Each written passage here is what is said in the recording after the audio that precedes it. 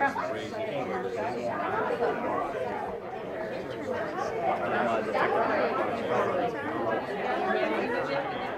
Chris Daywise.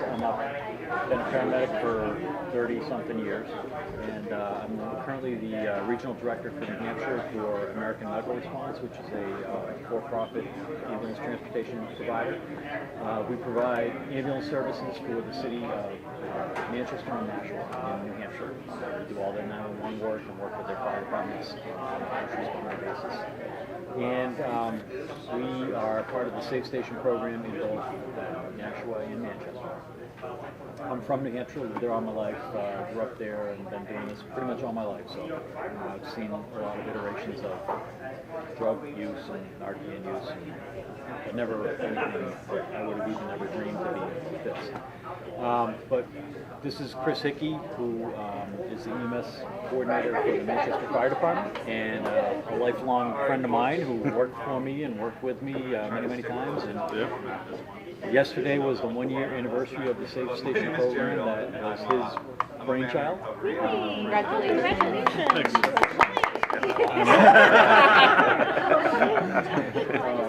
So I'll let him explain how Safe Station came to be, and then I'll tell you a little bit more about how it works and how we track it and how hopefully we can help you replicate it. Yeah, so my name is Chris Hickey. I'm the EMS officer for Manchester Fire. I'm a firefighter paramedic. I've been a paramedic for 20 years. Worked for Chris or with Chris for 16, 17 years, somewhere in there. Yeah, so I basically wrote the Safe Station program. We started with note cards that we worked on with our health department and city services to be able to distribute information to families and victims of substance misuse or substance use disorder. Giving them resources, had phone numbers, had websites, had drop-in clinics, methadone clinics. We didn't see them scattered around everywhere, so we thought we were doing pretty good with them. About a year later, I finally got to use it for the first time myself for the brother of one of the guys on the job that struggled with heroin abuse. And we found at that point in time that they really weren't anything great. It didn't really do anything for you. It pretty much set you in circles. I'd been doing some work at the time with one of the local recovery centers, and called them and said, what's your intake process like? What do they have to go through? They said, well, just bring them over. So I did. And that night I wrote an email. I felt it pretty simple at that point. That night I wrote an email to my chiefs because it was an unusual occurrence. And from there, that email got forwarded to the mayor because the last line of it was, wouldn't it be cool if we could do something like Baby Safe Haven for people who are struggling with drug addiction? For those who don't know what Baby Safe Haven is, if you have a child, if you give birth and don't want the baby, you can bring it to any local fire department across the country. We'll look after it, bring it to the hospital for a medical examination, and then turn it over to the Department of Youth Services or Adoption Services through the hospital. So basically it's a place for you to go when you have an issue and you need to get help with them. And that's pretty much what the mantra of the fire service has always been. Everybody knows what their local fire service is, their firehouse is. If you ever have a problem, you can't find a fire alarm box or having a medical issue, you can just go to the fire department and we'll help. So what Safe Station did was Safe Station opened up all 10 doors, or opened the doors of all 10 Manchester firehouses to people who are struggling with substance addiction, and connected them directly after a physical assessment by the fire department, by our EMTs and paramedics, connected them directly into at least at minimum outpatient treatment program through Serenity Place, which is a both inpatient and outpatient substance abuse and mental health organization in the city. And like Chris said, yesterday was our literal 1-year anniversary from the day it was announced that we were going to be doing this, and we've had over 1,600 visits through, over 1,200 unique individuals for first time through. We've had just under 400 repeat visits. Most people come in only once. Some people do come in twice, and then we have a select few that come in more than that. But to us, it doesn't matter.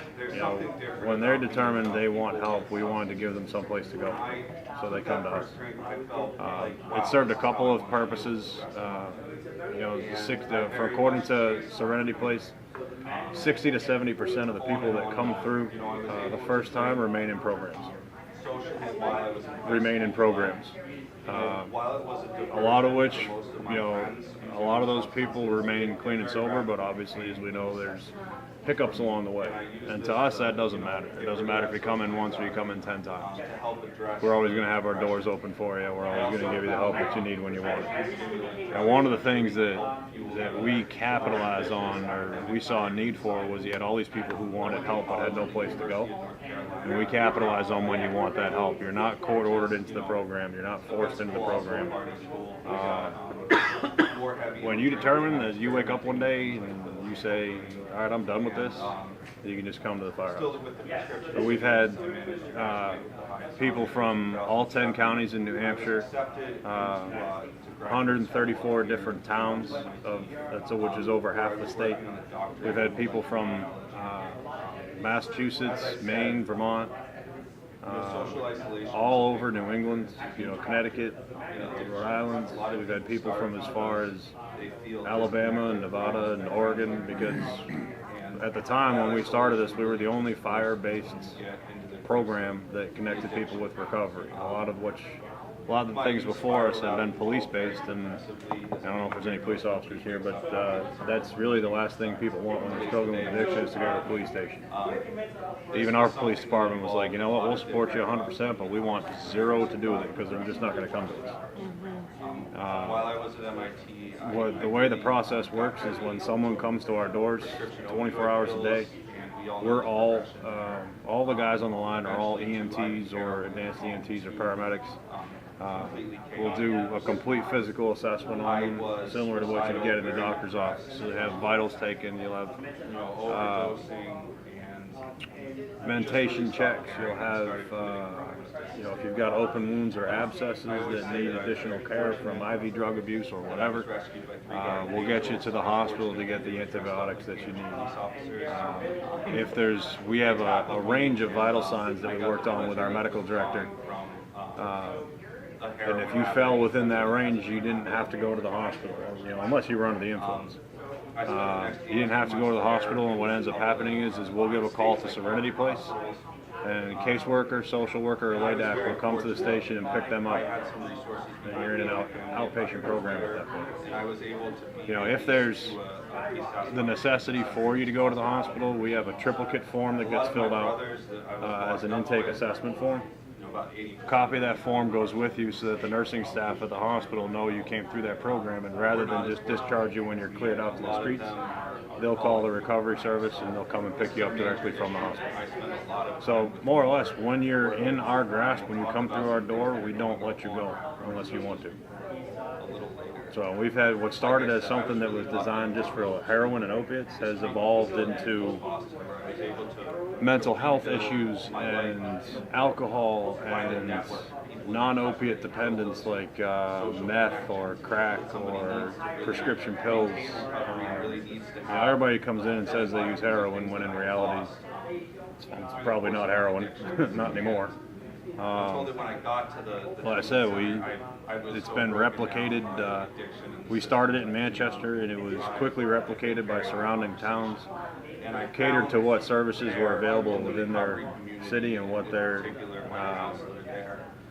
population needed. Got replicated, like I said, in Hooksett, Auburn, Nashua, Newmarket out on the seacoast. The city of Malden is looking at it. The city of Brockton took elements of it. And rather than in Brockton, for instance, rather than have it run just through the fire department, they run it through the police and fire department in a partnership with Signature Healthcare. Anne Arundel County in Maryland has started it. the deputy chief in the Bronx, or the battalion chief in the Bronx, started it in the Mott Haven section of the Bronx on a pilot program with the local hospitals. Lee County, Florida wants to do it. So that actually hasn't happened. It hasn't happened yet? We can talk I know about he's it working later. on it, yeah. I don't think it will. No, you don't? And I have a question about that, but Yeah. Because I know he got permission from the Board of Fire Commissioners to be able to do it. because we worked together on it. But it looks like there's been some kind of pushback and it's on hold for an undefined amount of time. Yeah, I understand. Which makes me think it might not move forward. We're looking at some back channels that we can take. Yeah. But my question to you is, how do you address any pushback that could have come from fellow firefighters or from other elected officials or government saying, you know, I think there's like a fear of wanting to take something like this on, not knowing what it looks like, and how demanding or not demanding it might be. So how do we you- didn't have any pushback at all. And it was, Push ahead. yeah, it was interesting because when I first came up with this and wrote the proposal and got it approved by the state, by orders of our city mayor, I wasn't allowed to tell anybody about it. And then on May 4th, it was the first time my guys on the line heard we were doing this. But the thing with us is that we responded to so many overdoses that we were tired. We were literally physically and mentally tired of it. You know, knowing what you were going to come in every day and you were going to have CPR on someone our kids' age or our own age. You're going to see families ripped apart. You're going to see, you know, just give out Narcan by the gallon trying to resuscitate people, and oftentimes just failing, and more or less you were an immediate stopgap, but you did nothing for the long term. Us in the fire service, our big thing is that, you know, we come, we're faced with an issue, we develop a solution, we attack it head on, and we walk away. We get that problem fixed. And there was no fix for this. So when we started it, we didn't even get like a question about it. Our guys jumped right in and said, you know what, we're going to be happier because they're coming to us before there's an issue. Did you give your guys any special training when the program started, or? I didn't, because we're kind of unique, I guess, in a way. The more I've found out about it, that we're not unaccustomed to having people walk up to our station for a medical complaint. So we just treat every single person that comes in like a walk-in medical. We have a fire company that's assigned to it as if they were dispatched by 911 to a residence. We have an ambulance that gets assigned to the call, just like you would if it was a 911 call to a residence. Whether we need the ambulance or not isn't determined until we do an assessment. So in Massachusetts, we're kind of developing a system that involves first responders doing that sort of, you know, kind of treatment in people's, exactly. Yep. So, I mean, it sounds something like that kind of system. In the state of New Hampshire, it's regulated by the equivalent of the Office of Emergency Medical Services, OEMS. And what it is it's written under a prerequisite protocol for mobile integrated healthcare. Yeah. So that's the way we do it. But I mean, we didn't get, the government was actually the ones that pushed it forward. Our mayor was the one who said, you know what, we need to do something. I mean, we're a city of 110,000 people and we were doing 100 overdoses a month. So, you know, something needed to be done, and this was a viable, low-cost option. And we had a lot of resources, but everything you ever heard of is the lack of resources here and the lack of resources there. And you bring up a really good point that we've been exploring as well, and that is access to rehabilitation centers, outpatient, inpatient, methadone. And the barriers to get in are absurd. They're not friendly, they're not welcoming, there's no liaison to kind of get you from wanting help and getting your foot in the door. Yep. And when you look at the analysis in the Bronx of how many of those treatment centers are available, they're all operating at like 40-60% capacity, which is relatively low given the high numbers. The scope of the problem. Are they selective in their I don't think that they're selective. I think it's just doctors? You're always going to have somebody, just commercial insurance, so no Medicaid, Yeah. no uninsured. A lot of the providers are, at least in the Bronx, know the population, so they're aware of the financial barriers. I think it's more just about knowing how to actually access a place. It's like, do I walk in the door? Do I need a social worker? Yeah. Am I going to be turned away? Are the police going to come? Yeah, we Like got that all too. these Yeah. fears that if you don't know and you don't trust a system, Yep. or family members not really knowing how to make that, And how to that's the create thing. that I mean, we bridge. get phone calls about that all the time. You're going to check a warrant, you're going to Yeah. I have a warrant. I didn't show up to court. And that's, one of the things that Serenity Place has been fantastic with is that they're the contracted service provider for drug court in our county. So they're used to working the legal system and having that relationship. One of the things they do is that they will, in fact, run you through a crime database. But the thing is that even if you have an outstanding warrant or you have a bench warrant for missing a court date, they will actually go to the courts on your behalf and say, Chris is here in our program, this is why he didn't show up, he is in fact looking for help. And it turns into that going a long way in the eyes of the courts, and things are put on a stay. So it ends up working out pretty well. I know you asked, just as we're talking back and forth about insurance. For us, it doesn't matter if you have insurance or not. A, our organizations aren't billing you regardless unless you're transported to the hospital. But B, even if you don't have insurance and you need insurance to get into a treatment program,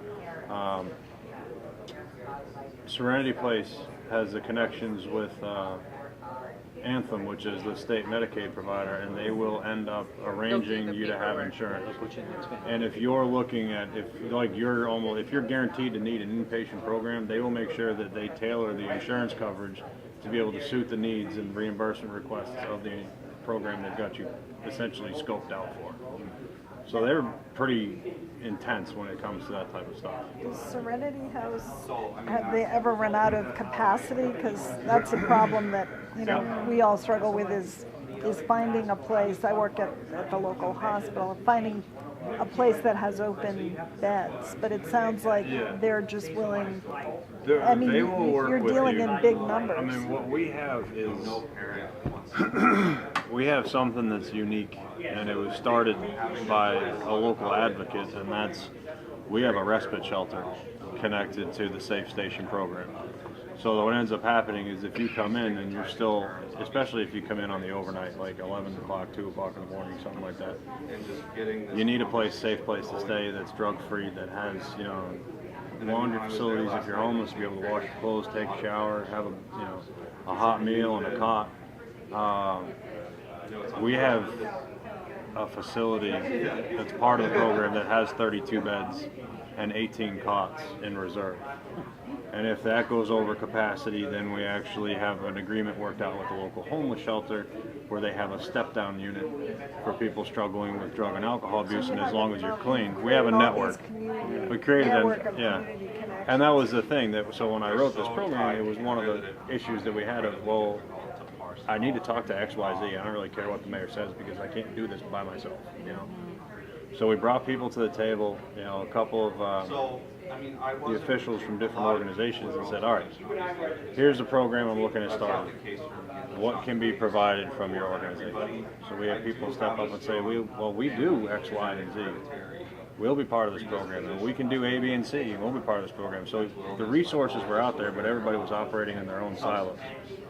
So it was a matter of breaking all that down and getting everybody to work together, and then the program essentially stitched all those services together and made it one cohesive unit. Unintentionally, but that's one of the end results. How do you get the word out to the public? What's been successful? I mean, because those are big numbers, you get a lot of people coming. Believe it or not, word traveled through the drug-using community. So word of mouth. In the beginning, in the beginning, it was like we didn't have, when we announced it on the 4th, we didn't have anybody come in until the night of the 5th. And we had 2 people come in. And then we had people in the beginning saying, well, I sent my friend in here, and well, it's for real, and he's in treatment, so here I am. we would have families. like The wildfire. best, I mean, that's. Yeah. Were your first two people like, is this real? Yeah, well, and we would have people. We were excited. Yeah. You're like, well, I'll never forget when we first started in May of last year. First couple of weeks, I had a phone call from a mom who said, I want to bring my kid in, he wants to come in, but I'm afraid that you guys are full of crap and it's just a front for the police department, that it's a sting. You know, one of those things like you see on cops. Hey, you want a television? Come on, pick it up. Here's your TV. So it took a lot of convincing, just with a few individual people that would call that, no, this is for real, and we have no connection to the police department.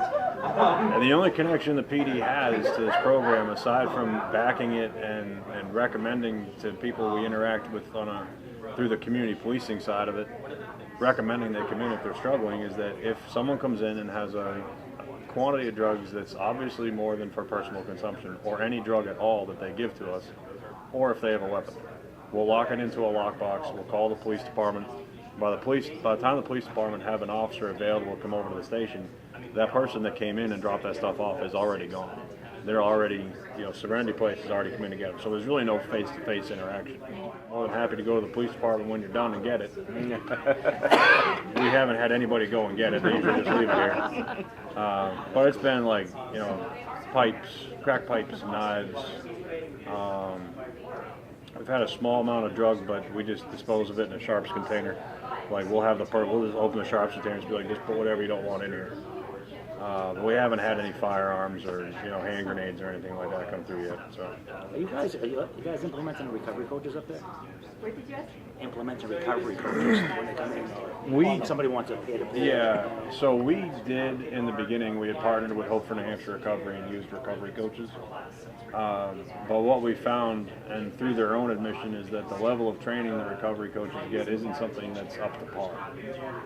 So what Serenity Place uses is all of their staff that have, with the exception of some of the group work, that have those patient interactions or personal interactions, are licensed CRSWs, LADACs, MLADACs,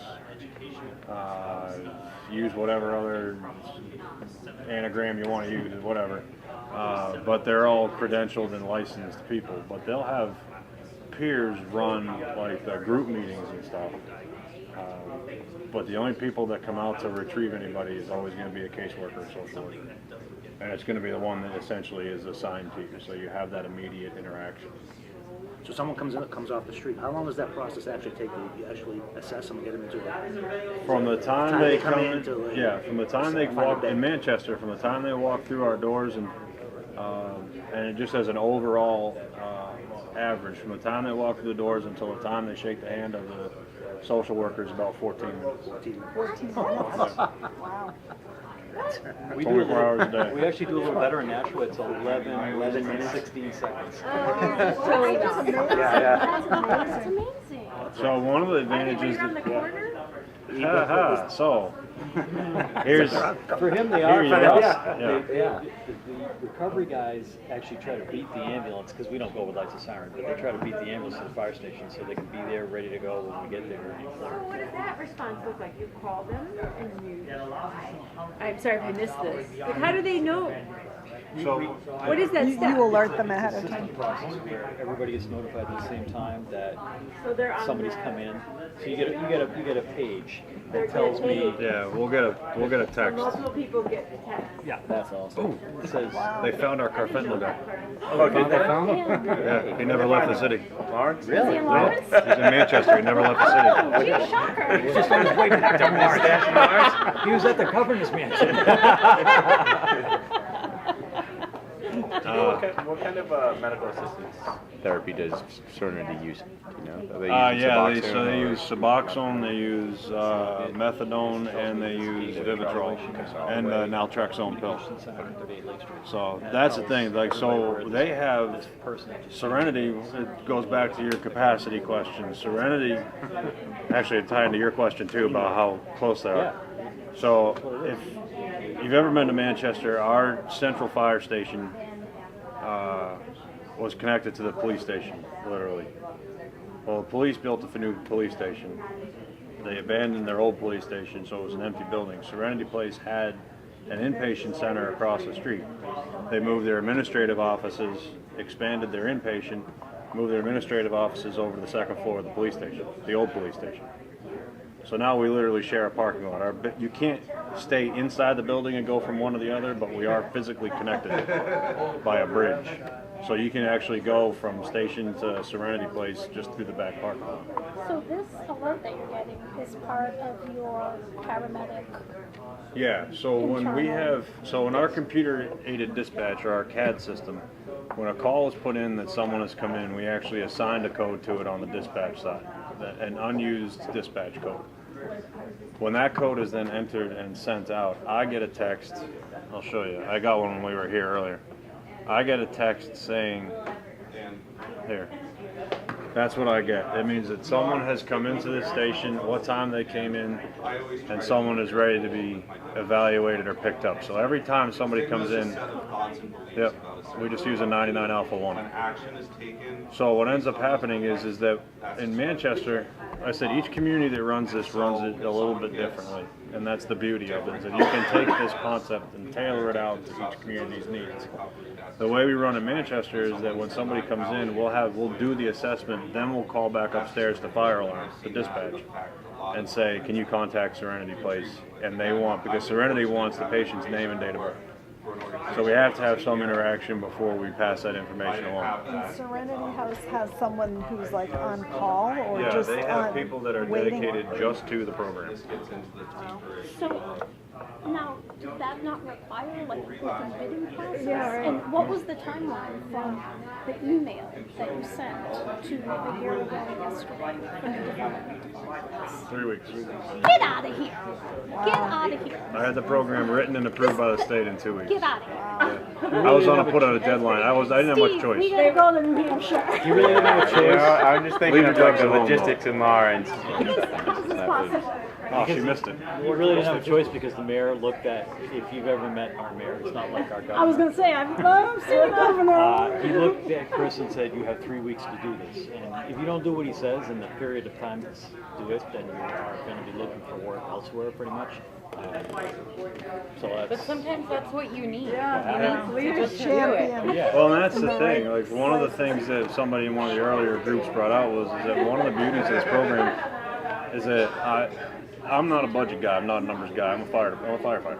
It's what I've trained to. It's what I've always wanted to be. I just went at it like any other call and just said, all right, well, if I'm going to have this is the way I'd want to see it run. I had those ideas in my head already. It was just a matter of putting it out on paper and then getting it approved by the state.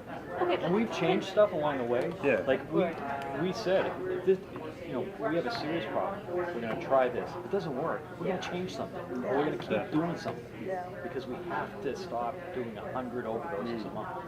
There's no. That's like 3 a day. So is Serenity Place doing third-party billing? How are they being Yep. reimbursed? So there are a couple of things. They are able to bill for some of the services, but a lot of the recovery services you can't bill for. There's just no provision for it. The majority of their funding comes through private donations or grants through the state or federal government. And then how come other agencies aren't complaining that they don't have access to that part of Their the money? competitors. Yeah. Well, there really aren't any competitors. Oh. So you have one Okay, kind of well, that takes care of provider. that. Pretty much, yeah. much. There are, but they, Public health yeah. regional access points in New Hampshire, and there's a regional access point provider that gets designated for each region. Yeah. And Serenity is for that Serenity region. is the regional Like in Nashville, we use Harbor Homes as our regional access point. I'll just pass this around. This is a document that Harbor Homes keeps to track what services get provided to each participant in the Safe Station program, and then whether or not they have insurance and what their ultimate outcome is. So that's a huge factor in It is. the success. Yeah. And these are some of the other data points that we use to track who comes into Safe Stations, where they're from, whether they've overdosed after coming to Safe Station or not, whether they overdosed before. And then we look closely at our overdose activity summary too. And we've got 3 years worth of data about exactly how many there have been, when the peaks and valleys are. We have, Hotspots. yeah, we have a tremendous amount of data. What's the name of your program? It looks like the one that, I think it's Excel, isn't it? Ooh, so sophisticated. Like I said, I'm a firefighter. I'm not. Rick Berry from Trinity actually uses First Watch. Yeah, that's it. And we meet regularly to share data with each other. 'Cause Yeah. sometimes we'll come to Lowell, comes to Nashua, and vice versa. So if he's having, a spike in overdoses, he tells me. Yeah. We're having a spike in overdoses, I tell him. They do amazing work. Yeah, They're yeah. photography, yeah. Yeah, but First Watch is pretty cool. Yeah, it's amazing, and they do the immediate alerts. Yep. Yeah. So, How did they do for the unions? Is that a big hassle? Well, Manchester's got pushed through kind of quick. Nashua we had some time to plan because we started in November, and I know the fire chief made it very clear to the union that they wanted their involvement and their buy-in. The union had a couple of things that they wanted to do. They wanted their members educated about drug addiction, how to talk to people who have substance use disorder. We've got our public health department involved in that and created some specialized classes for them to be able to do that. They bought into it, and now, after you see your first person come in with their mom or their dad or their brother or their sister, and they sit there and tell you their entire life story and say, I am at the bottom floor on the elevator, I just need help. As a human being in public safety, you can't logically say that you're not going to help this person and be a part of this program. It's unbelievable the stories that we hear and see. And we're unionized too. In our union at AMR was totally on board with it. Yeah, I mean, with us, where I wasn't able to say anything to anybody, it was a surprise, somewhat of a surprise when the union backed it 100%. But the thing is that we knew, much like the time frame, the time crunch I was put on of 3 weeks, we knew something needed to be done. This was a viable idea. It was low cost. But the biggest thing, and I'm sure FDMY is going through the same thing, is our biggest, complaint was that we're essentially inviting these people into our house. It's like inviting them into your apartment or your flat or whatever you live in, your house. But our thing was that we let, one of my biggest things was I let the house captain or whoever runs the particular station determine, how far in they were going. Were they going to be allowed to go past the bay floor? Were they going to be allowed to use the bathroom? That type of thing. I gave them the flexibility to run each station house how they see fit. And that gave them a lot of flexibility with, okay, you know what, we're going to allow them to come into this small corner here. We're going to have all of our stuff. We're going to do our assessment. And it made the guys that work out of that house feel safe. So that's a great point because and that's where we had some really good political support. One of the concerns in Nashville was 2 of the stations didn't have security systems. There were ladies that work in the station in the administrative office that potentially have these people, hey, I need help, And from a political standpoint, the mayor just looked at the fire chief and said, go get a security system and we'll find the money for it. And literally in 2 seconds he made that decision. And it was $50,000, which in the grand scheme of things is a grain of salt. But he had the political will to be able to do that and see that. The people that don't have an outcome listed, there are some that it's documented they left AMA. So the ones that don't have something documented? I didn't bring an updated sheet. That's probably an old one. Oh, so it's still in progress? Yeah, that's just an example of what we do. And one of the projects that we're working on right now is I'm the numbers guy. I try to keep things afloat. Numbers are important. I want to be able to go to you as a state legislator or as an alderman or as a councilperson and say, well, here's some really good data on each one of the participants that we had in this program, where they are today, where they are 180 days from now, where they are 2 years from now. And this is very dynamic to keep track of because they're always on the move. And so we're trying to figure out a way that we can statistically verify the number of people still in treatment or quote-unquote recovered, because there's no real definition of that we can use concrete-wise.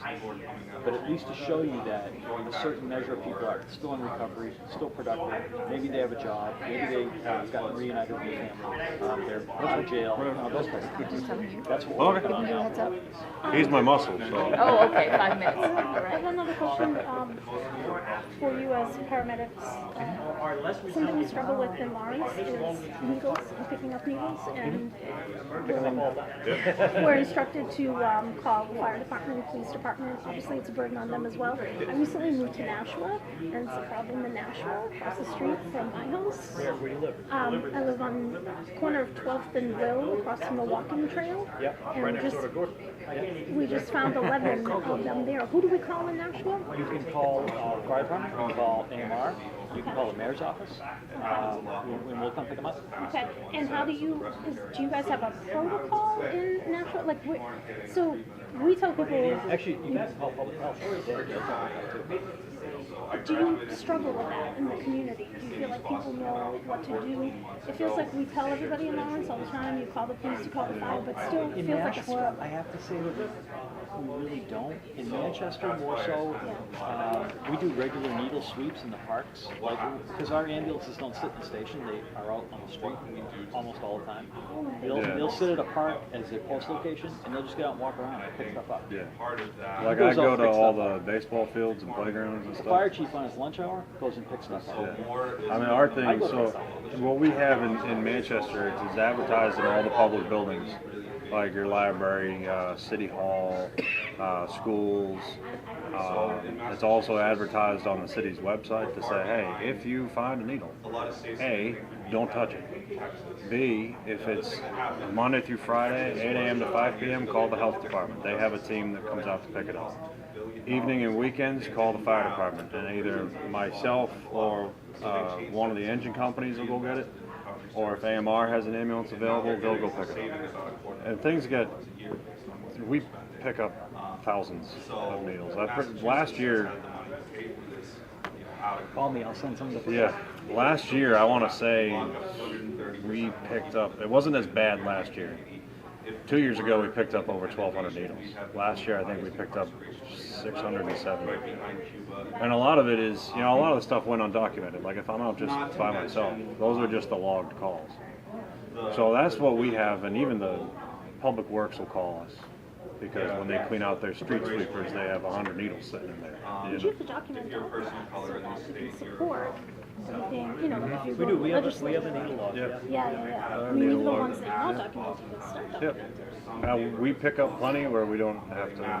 I don't have to put everything in there at times, but Sometimes we just don't know. listen, I'm just a firefighter. There's only so many things I can track. Have you seen your numbers come down, ODs?